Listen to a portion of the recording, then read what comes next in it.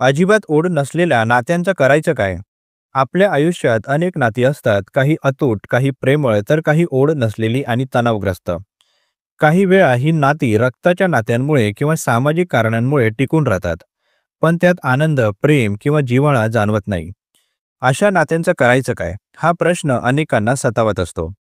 मानसशास्त्राच्या दृष्टिकोनातून हे समजून घेणं महत्त्वाचं आहे, की कोणती नाती टिकवावी, कोणती सोडून द्यावीत आणि कोणत्या नात्यांसाठी प्रयत्न करावेत. नंबर 1. ओढ नसलेल्या नात्यांची कारणे. अजिबात ओढ नसलेल्या नात्यांमागे काही प्रमुख मानसशास्त्रीय कारणे असतात. परस्पर समजूतदारीचा अभाव. नात्यातील एक किंवा दोन्ही व्यक्तींना एकमेकांची गरज, भावना आणि विचार समजत नाहीत. संवाद कमी होतो आणि त्यामुळे अंतर वाढतं. जबरदस्तीचं नातं.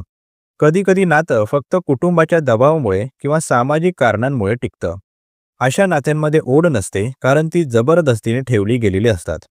नकारात्मक अनुभव. पूर्वीच्या कटू अनुभवांमुळे नात्यात अंतर पडलेलं असतं. जर पूर्वीच्या भांडणांनी, अपमानाने किंवा अविश्वासाने नात्याला तडा गेला असेल, तर त्या नात्याची ओढ आपोआप कमी होते. भावनिक गुंतवणूक कमी होणे. प्रत्येक नात्याला भावनिक गुंतवणूक लागते.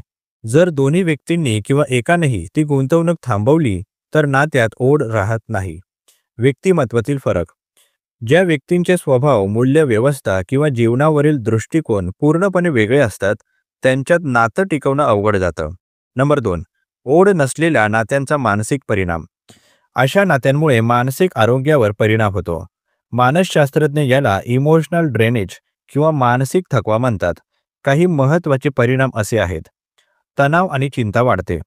असह्य नात्यांमध्ये राहिल्याने मानसिक तणाव वाढतो. अशा नात्यांमुळे चिंता, अस्वस्थता आणि कधीकधी नैराश्यही येऊ शकतं. आत्मसन्मान, सेल्फ इस्टीम कमी होणे.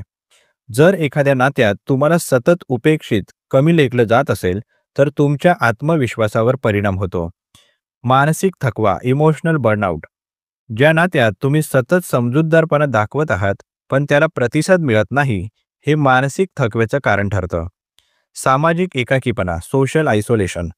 जर तुम्ही ओढ नसलेल्या नात्यात अडकले असाल आणि आनंददायी संबंधांपासून स्वतःला दूर ठेवलं, तर सामाजिक एकाकीपणा जाणवतो. नंबर 3. अशा नात्यांचं काय करावं? आत्मपरीक्षण करा. स्वतःला प्रामाणिकपणे विचारा, या नात्यात राहणं तुमच्यासाठी खरंच आवश्यक आहे का? तुम्हाला यात आनंद वाटतो का? का तुम्ही फक्त जबाबदारी म्हणून हे नातं निभावत आहात? संवाद वाढवा. कधीकधी संवादाचा अभाव ही नात्यातील ओढ नसण्यामागची कारणं असू शकतात.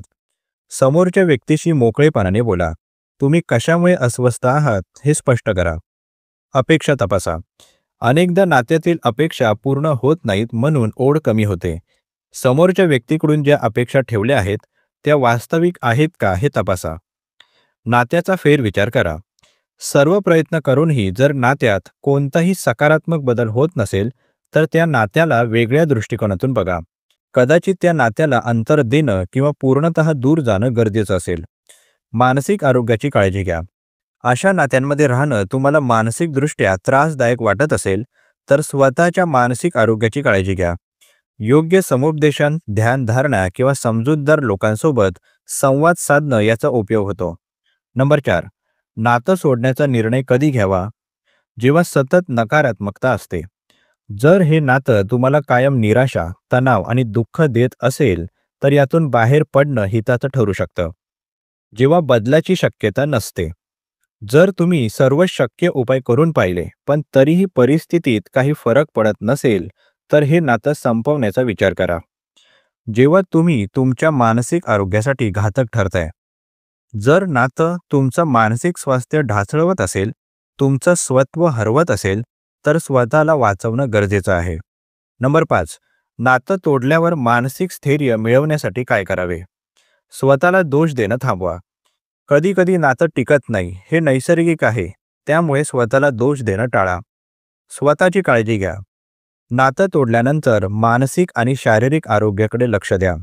छंद जोपासा, ध्यानधारणा करा किंवा नवीन गोष्टी शिकण्याचा प्रयत्न करा. समुपदेशकाची मदत घ्या. जर तुम्हाला नातं संपवताना किंवा त्यानंतर मोठा मानसिक तणाव जाणवत असेल, तर योग्य मानसोपचार किंवा समुपदेशन घेणं फायद्याचं ठरेल. नंबर 6. ओढ नसलेल्या नात्यांतून बाहेर पडल्यानंतर नवीन दृष्टिकोन. जेव्हा तुम्ही अशा नात्यातून बाहेर पडता, तेव्हा तुमचं स्वतःबद्दलचं आकलन वाढतं. काही महत्त्वाचे बदल तुम्ही करू शकता. नवीन सकारात्मक नाती जोडणे. तुमच्या भावनिक गरजा समजणाऱ्या लोकांशी संबंध प्रस्थापित करा.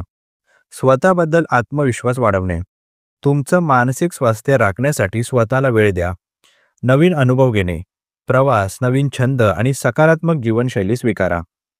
अजिबात ओढ नसलेल्या नात्यांबद्दल निर्णय घेताना भावनिक संतुलन आणि मानसिक आरोग्य याला प्राधान्य द्यायला हवं.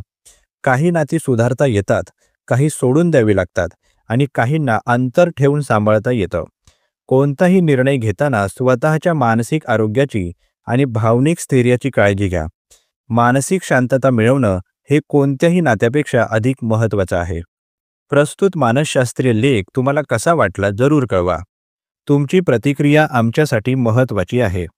तुम्ही सुद्धा कमेंट बॉक्समध्ये एखादा विषय लेखनासाठी सुचवू शकता. त्यावर लवकरात लवकर आम्ही व्हिडिओ प्रकाशित करण्याचा प्रयत्न करू. तसेच हा उपयोगी व्हिडिओ उपयोगी लोकांना जास्तीत जास्त शेअर करा. मानसशास्त्र संबंधित अशाच नवनवीन माहितीसाठी आम्हाला फॉलो करायला विसरू नका. आणि आपल्या अधिकृत व्हॉट्सॲप चॅनलमध्ये सहभागी होण्यासाठी 9137300929 या क्रमांकावर व्हॉट्सॲप करा. तेथे लगेचच तुम्हाला व्हॉट्सॲप चॅनलची लिंक मिळेल. मानसिक समस्येवर गोळ्या घेण्यापेक्षा अधिकृत मदत घ्या. त्यासाठी वर दिलेल्या क्रमांकावर फोन किंवा व्हॉट्सॲप करू शकता. लवकरच एका नवीन विषयासोबत इथेच भेटूया. तूर्तास धन्यवाद.